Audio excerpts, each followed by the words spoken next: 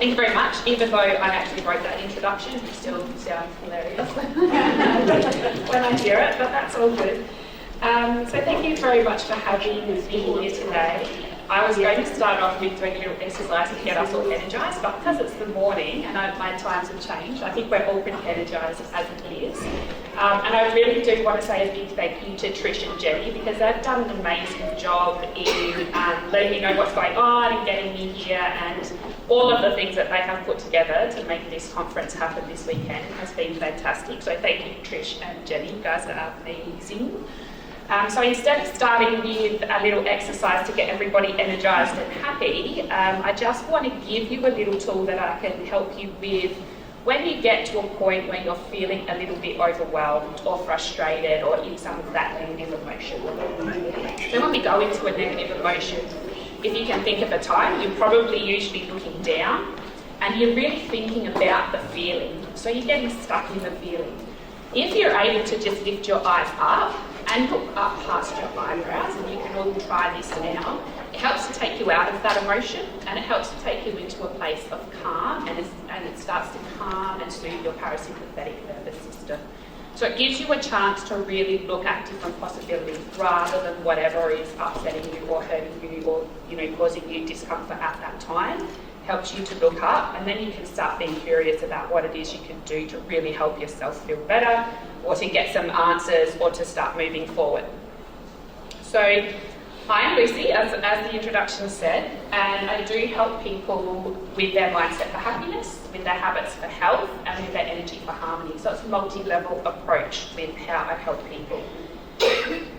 So everybody who's feeling a bit happy, everyone's feeling energetic, because we've got to say hello to so many beautiful people this morning, and we've got to welcome so many different people. And I don't know if anyone else has got some random compliments, but I've had some lovely compliments on my dress today. And for those of you who are wondering, yes, it has pockets, which is what we all want in dresses these days. It's fantastic.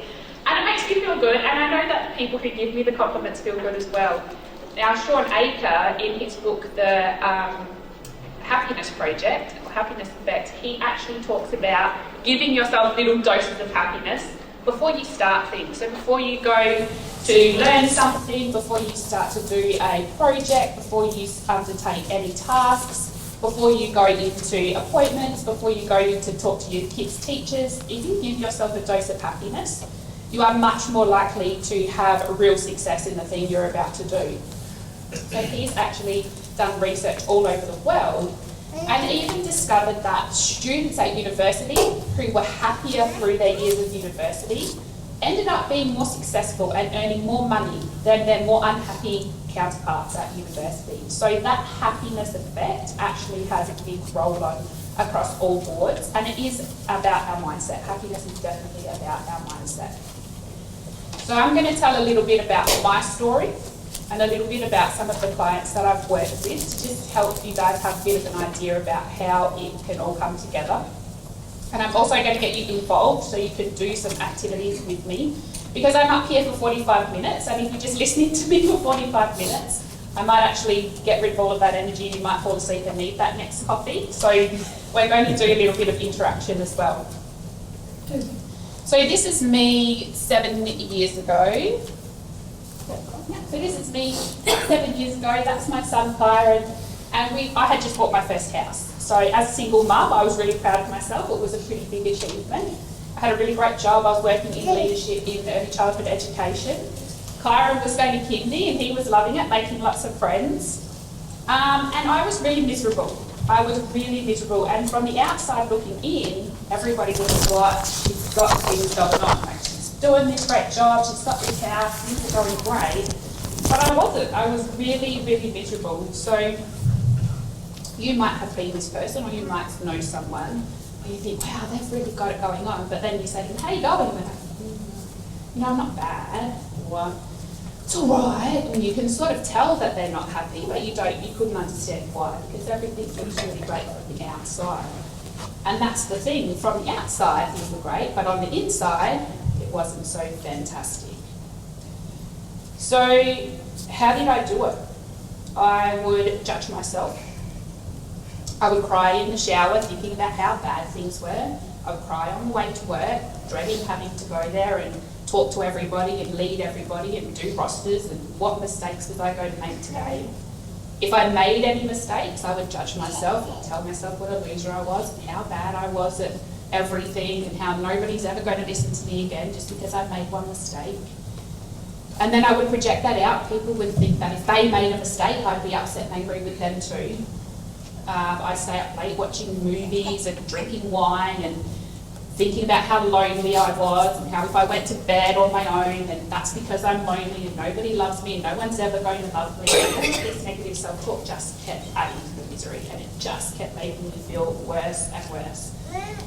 And I just felt a lot of shame because I knew that I actually had things going on a lot of great things going on in my life. I knew that I had things a lot more privileged than a lot of other people and I felt really shameful that I wasn't happier. Like, who was I to be unhappy? That's not very nice. So I was even telling myself off for not being happy. And then one day, that's me being secret shame. One day, Karen said to me, "Mum, if you were a promotion, your feelings would be sad and frustrated." So in early childhood education, we use these dolls called emojis to help children learn about feelings.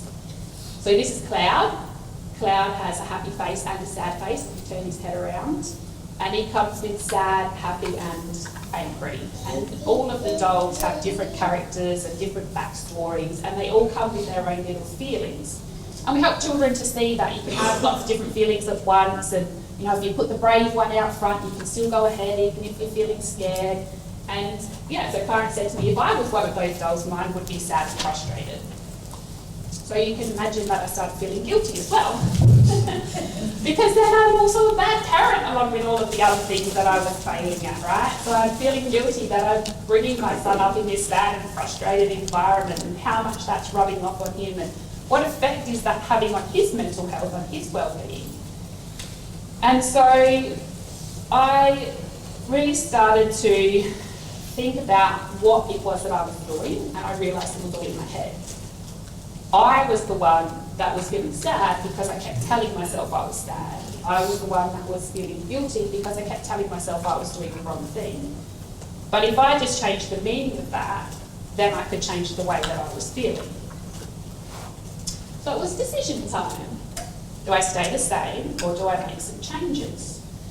As a parent, wanting the best for your child is a really good incentive to start making changes because I knew that Karen deserved better, that he deserved to grow up in an environment where he knew that it was okay to be himself, to take risks, to go for more, to have a happy life, to learn, to love himself. But then deep down somewhere, buried underneath all of that guilt and shame, I realised that I deserved better too. That I know people who are single mums. I know people who, whose husbands had left them. I knew people who had, had injuries and had to give up on, some of their dreams and all of these sorts of things. And they weren't miserable like I was. So if they could be happy, then I knew that I could too, and I deserved it. So I decided to stop throwing pity parties and to get up and make some changes. But when I asked myself, what do you want? I actually didn't know. I just knew that I didn't want this. And this is where it all had to start, because the misery that I had been feeling had become so familiar to me that I actually didn't realise that there was something else that could happen. It had become part of my comfort zone. And I love the word comfort zone because it's anything but comfortable.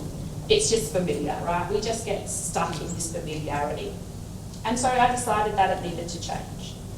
Now, when I looked at my life, I knew that I was quite healthy. I ate quite healthy. I exercised quite regularly. But my wellness was more than just what I ate. It had to do with my mind, my emotions, my body, and my spirit. And so when I worked with people and when I worked on myself, I had to look at how they all came together. Often when we've got stomach pains, we might just look at what the food is that we're eating.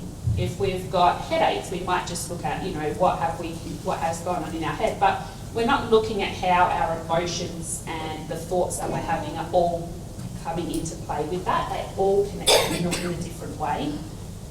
And so when I work with people, I work on all 4 levels, which is why today I wanted to tell you some of my story and why I wanted to tell you some of my clients' stories and to have you join with it so that you can see how they all work together and what you can also do with your mindset to help you get past some of those tricky spaces or to get into a happiness state.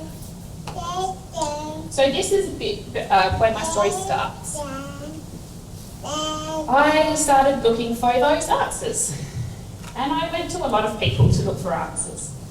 Counsellors, psychologists, psychiatrists, psychics, energy healers, spiritual healers, my chiropractor, you know, I was going everywhere. How do I make all of this work so that I can feel good within myself? And one of the things that I realised was going to see these people was awesome, right? You sit with them, you're getting seen, you're being heard, you're making a connection with someone in a room, and it starts to feel good. But then you're off on your own, and you're all you and your mindset again, and that good feeling doesn't last. So the more that I looked, the more that I realised that what I focused on was growing. So what you focus on grows. If I was focusing on being sad, I felt more sad. If I was focusing on being single, I felt more lonely. If I was focusing on being tired, I just wanted to sleep all the time. So what I was focusing on was growing. And I realised that I needed to really work on the inside. When I was talking to the psychologists, I learned about something called schema, which are underlying sort of beliefs that we have. Mine were like fear of abandonment, fear of failure, what else is there? Unrelenting standards, so really high standards that not myself or anyone else could reach. And because I had these underlying beliefs, I was finding situations in my life where I would play them out and prove myself to be right that they would happen. So I was picking guys to go out with that weren't emotionally available, so that they would eventually abandon me and my fear of abandonment would be true. I was having really high standards of perfectionism, so that I would never meet those perfect standards because perfect isn't real. And so I was proving my unrelenting standards to be true. And then a few years ago, I actually did neuro-linguistic programming, and we learned about prime concerns. And one of the prime concerns is I would never get what I want. So the same thing would happen. I would start something, I would get really into it, I would go along with it, and then I wouldn't finish it. Because if I didn't finish it, I wouldn't get what I want. So I was proving myself right again. And all of these things were unconscious beliefs. None of them where I was consciously going, I really don't want to have what I want. I really want everybody to leave me so that I'm all alone. I wasn't consciously saying those things, but the unconscious beliefs that we have are what plays out things in our mind, in our life. And these unconscious beliefs will come from things your parents said, teachers said, things you've seen on movies, read in books, things you've seen on social media. The more emotion that is attached to these things, the more our subconscious takes on. So if you can imagine how many people as a child weren't allowed to leave the table until they finished eating what's on their plate? Lots. Yeah, okay, cool. So as an adult, how many of you now will sit and pick the food in front of you even though you're not hungry because you have to finish what's on your plate before you leave the table? Yep, lots of people, right? Because as a child, being told you can't leave until you finish your plate, you had a lot of emotion. You were feeling frustrated because your parents weren't listening to you when you said you weren't hungry anymore. You were feeling left out because you weren't going to play with everyone else who had finished. You were feeling, sad. Like there was lots of emotion there. So that belief really sticks in your unconscious mind. And now, even consciously as an adult, I bet most of you would sit there going, take this food away from me, I don't want to eat anymore. But it's because we've got this belief that we have to finish what we eat before we get up and get away from the table that we just keep picking at it. And this can happen in so many different ways. Money doesn't grow on trees. What about all the apple farmers? Where does their money come from? It grows on trees, right? So there's lots of different beliefs that we have that we picked up along the way that are causing us to act in a way that we're not consciously choosing to act in. And we also when we look at what we focus on grows, we can focus on the negative or we can focus on the positive. But we're so wired to focus on the negative. when you were getting ready this morning, if you had 10 people standing in front of you,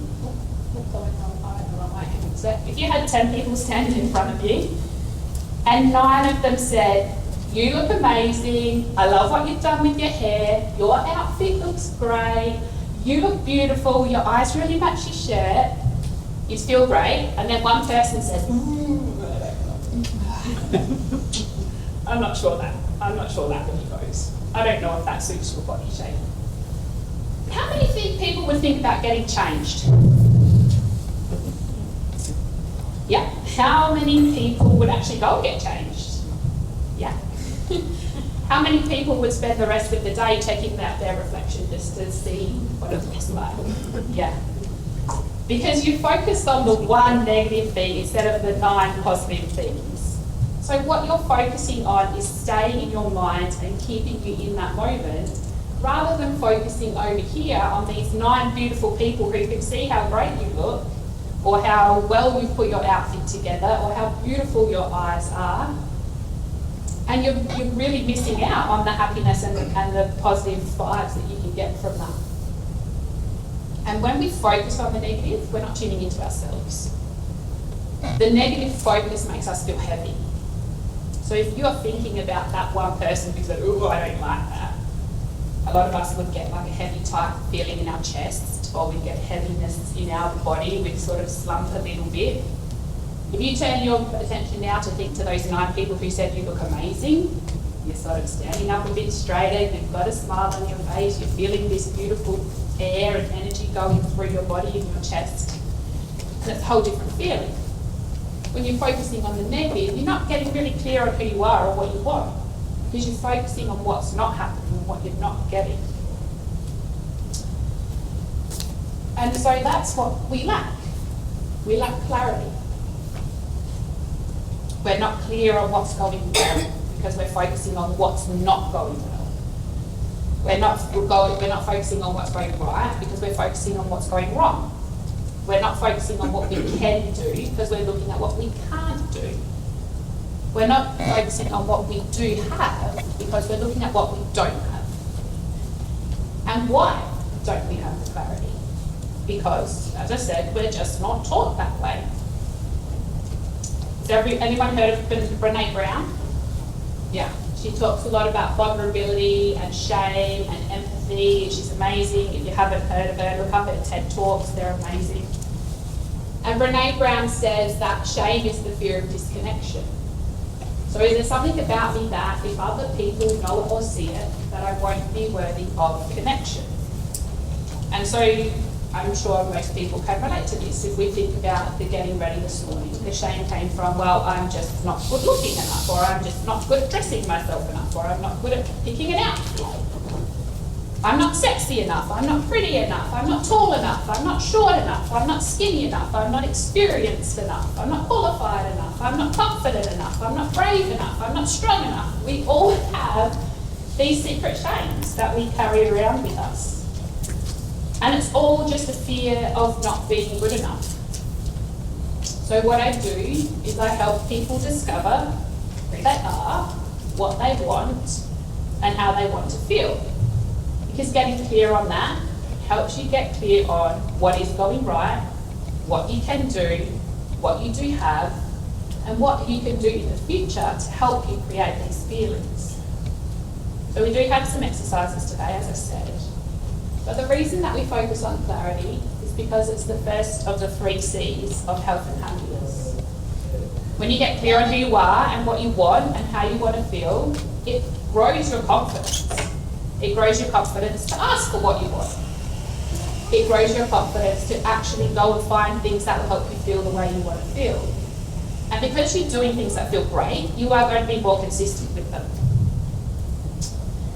Lots of people, let's talk about the dieting realm, lots of people will start a diet that is really restrictive and stops all of the food that they love, and they start to feel hungry and they get headaches and they have low energy because they're not eating enough. And it doesn't feel great, so you're not consistent with it, but you will start again on Monday. But when you're doing things that you do love and that really come back to you and what is good for you, you can be really consistent with them, you can keep up with them. So this is where we get our mindset geared for happiness and success. But why, how are we taught not to do this? So did you have things that you loved to do as a kid but got told not to do? I used to love making mud pies.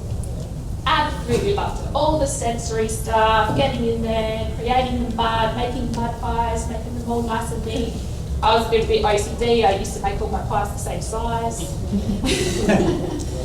and feed them to my brothers and sisters. But jumping in puddles. When it rains at school, my son and I pick my son up and we'll jump in puddles on the way back out to the car. And guaranteed there's at least 10 other mums going, don't you do that? You're getting your school shoes wet. These things feel great. Jumping in puddles feels great. Making mud pies feels great. Having a messy bedroom is awesome. Okay? Wrestling with your brothers and sisters is great. Playing pranks on them is hilarious. And that's what we get told not to do as kids. So we're getting told not to do the things that feel good to us. We start to lose a bit of clarity. And then you might have been told to be careful. To be careful, don't kick the back of the car seat because I might crash. Don't leave that glass there because you might knock it off the table and break it. So you're being told to focus on what negative thing could happen rather than just being aware. Like, just be aware that it really hurts my back when you kick the back of the seat. Just be aware that the glass is there on the table. People are just aware of things. They're going to make choices that make sure that things happen well and that feels good to them. But as teenagers even, we don't know what's going on, our bodies are changing, things are happening, and we are already wired for the worst case scenarios, and so we start to compare ourselves to other people, we start to judge ourselves, and that I'm not good enough stuff starts to come up. So what if your parents asked you questions more like, is your body feeling restless? Are you aware of where the glass is? What would you notice? What's actually happening? And we would notice how we're feeling. And then as parents, we put our kids first, family comes first, our career comes first, our relationship comes first. We're putting all of this stuff into what everybody else wants because we get told that we have to listen to what other people are saying, because if we do what feels good to us, we'll get in trouble. So we'll just do what other people tell us to do. We'll give to them, we'll put them first, and we'll do what they say. And you have no time left for yourself. But when the kids grow up, you might do something you enjoy. Or when you retire. Or, you know, when your relationship gets to that certain awesome point where you're just really comfortable with each other and then you can start doing things you love. But it doesn't work that way. So Danielle Laporte says in her book, The Desire Map, knowing how you want to feel is the most potent form of clarity that you can have. So how do we know how we want to feel? We have to ask questions and notice our feelings, and that's how we get clarity. And suddenly we feel empowered because we have more possibilities.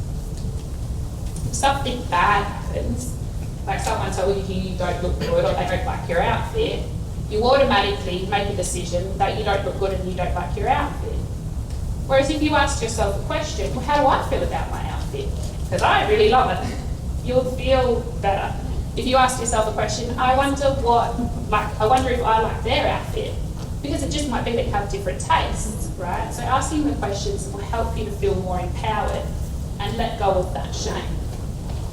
So today we're going to have a little bit more look at the clarity and give yourself permission to think happy thoughts and to bypass the negative thoughts that we automatically go into. They're all just a reaction from your subconscious. If in the past going into a negative mindset has helped protect you from something, your subconscious will automatically take you there. And what many people do is have an event and then they go to the negative thought, then they'll ask questions and then they get clarity and feel good. But imagine if you could go straight from the event to asking questions and then you get to bypass that meltdown and that negative feeling. Some people stay in that negative feeling for only a few moments. Some people stay in that negative feeling for weeks. And it's really about bypassing that to get straight to the questions so you can have that empowerment for yourself. So before we get into some of the exercises, I just want to have a bit of a recap about what we've gone over. So you have the power to focus on what you want, to focus on the positive, to focus on the good things, focus on what you do have. 3 C's of health and happiness with clarity, confidence and consistency. The feelings need to come first. They are the most important. Knowing how you want to feel is the most powerful way to go forward. Letting go of the shame will help you to get clarity. And I just want you all to know you are enough. You are amazing, you are good enough. This is great. So these are the things that I looked at when I wanted to change my mindset. By getting clarity, I asked myself, who are you? And I came up with lots of things. I'm a traveller. I'm a homemaker. I'm a mother. I'm a teacher. I'm also a student. I actually really love singing and dancing and gardening and cooking. So there was lots of parts of me, and some of them I wasn't bringing into my life. And so I knew that I could bring those into my life to start to create more that I wanted. So what did I want? Well, I wanted freedom. I wanted flexibility with my hours. I wanted to work somewhere where I didn't have to follow policies and procedures that I didn't agree with. Sorry, Education Department. And I also wanted to spend more time with my son. And I wanted to travel more. And then how did I want to feel? Well, I wanted to feel loved. I wanted to feel seen and heard. I wanted to feel connected. I wanted to feel strong and sexy. I wanted to feel happy and energised. I wanted to feel peaceful. There was a lot of things that I wanted to do, which is why I chose to run my own business. I did some study, I got out of the Education Department, and now I work with people as a coach to help people find the same path that I did.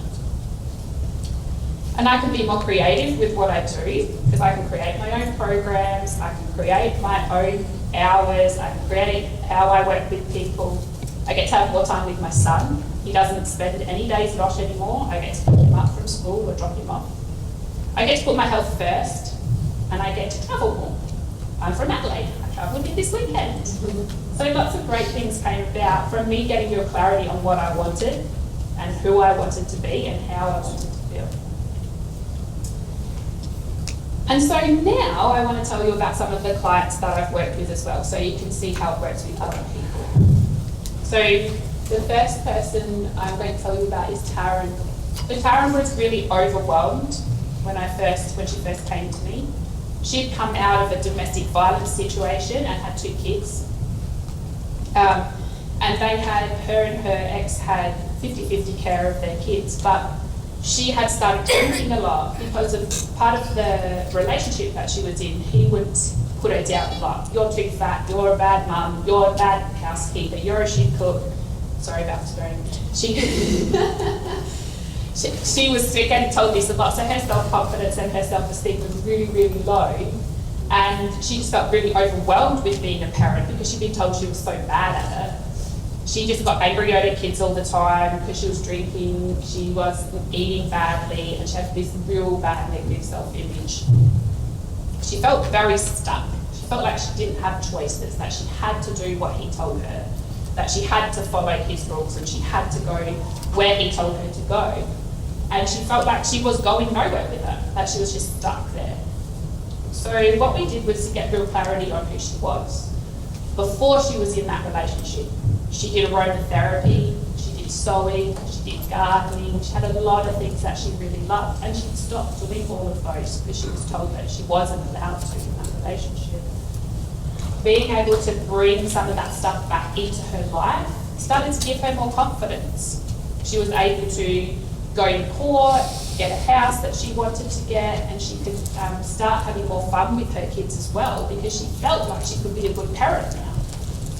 She started being really consistent because as the good feelings grew, she started to lose weight, she stopped drinking, she started eating healthy, and she started really enjoying her work, which means she now does a job that she really loves. She now has a great relationship with her kids, and she now has really strong boundaries with her ex so that he's not controlling her life anymore.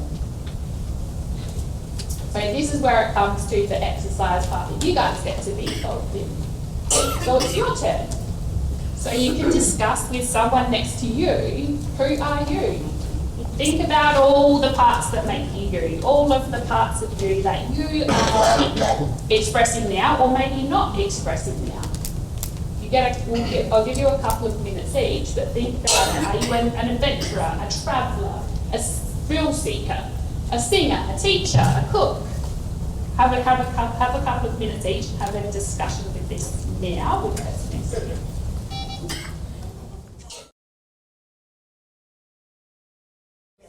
So the next client that I was going to tell you about was Shannon. So she was putting herself last. She had 3 kids, a husband who worked a lot and was doing a lot of his own things, and she put a lot of her family first all the time. Sisters, brothers, lots of nieces and nephews, and she was running around feeling really exhausted, but she was also feeling guilty all the time. She told me she would actually lie awake at night feeling guilty that she wasn't doing enough. And she was doing a lot. Her husband and her were arguing a lot of the time because she was focusing on what he wasn't giving her and what he wasn't doing for her, instead of really thinking about, what she was bringing to the table and how they could improve their communication. So we actually really started a lot with working on her communication with people in her family and putting boundaries in place. And a few months after we finished working together, Shannon's husband was actually killed in a workplace accident. And she messaged me the next day actually and said, I'm so grateful for the work that we did together because our communication, our relationship improved so much that the last thing we said to each other was, I love you. Whereas if he had passed away a few months earlier, it would have been nasty words between them and she would have felt guilty for the rest of her life that that had been the last thing she'd said to him.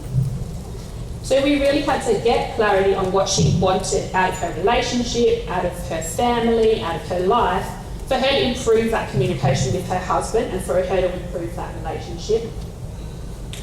And she now has improved her health. She works a lot on her health.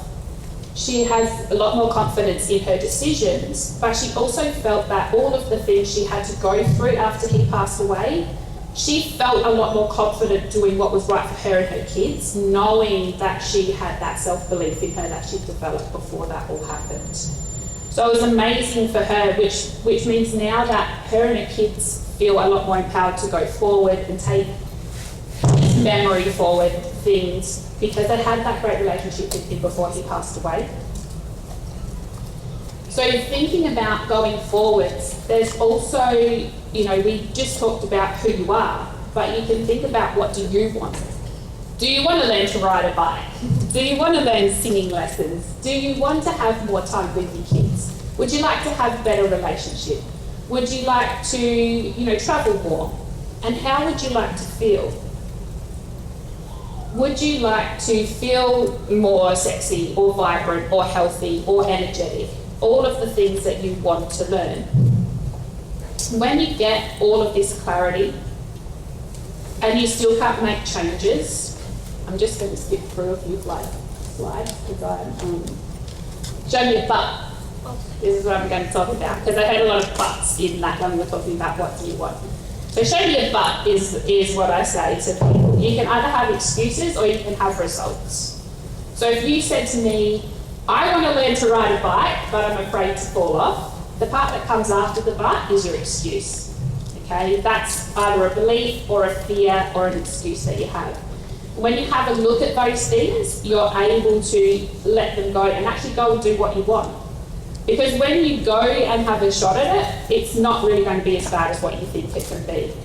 And that's where we go straight to asking the questions. I want to ride a bike. What do I need to do to learn how to do it? I want to learn to ride a bike. Who do I need to help me? I want to learn to ride a bike. Where do I need to go? If you're asking questions, you go past the fear and the excuse or the negative belief or limiting belief, and you go straight to what you can do to empower yourself to get what you want. So this is me to say. Clarity, confidence and consistency are the 3 C's of health and happiness and how you can make changes. So what could you do with the list that you've made today to make changes in your life? and what small steps can you take each day to get to where you want to go and to have that positive mindset to help you through any challenges. Because you do have the power to choose and make the changes.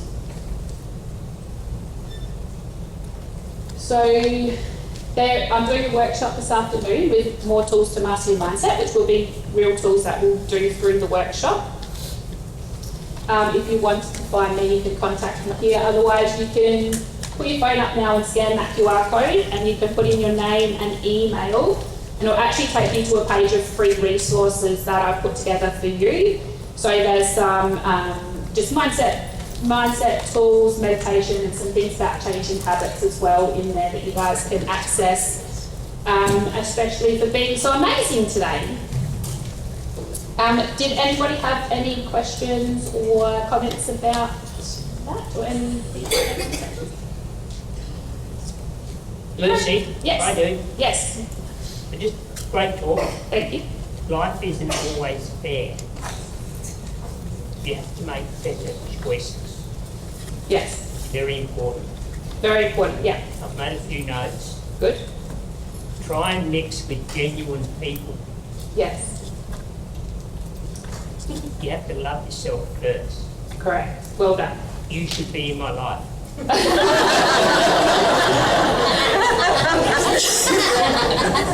all.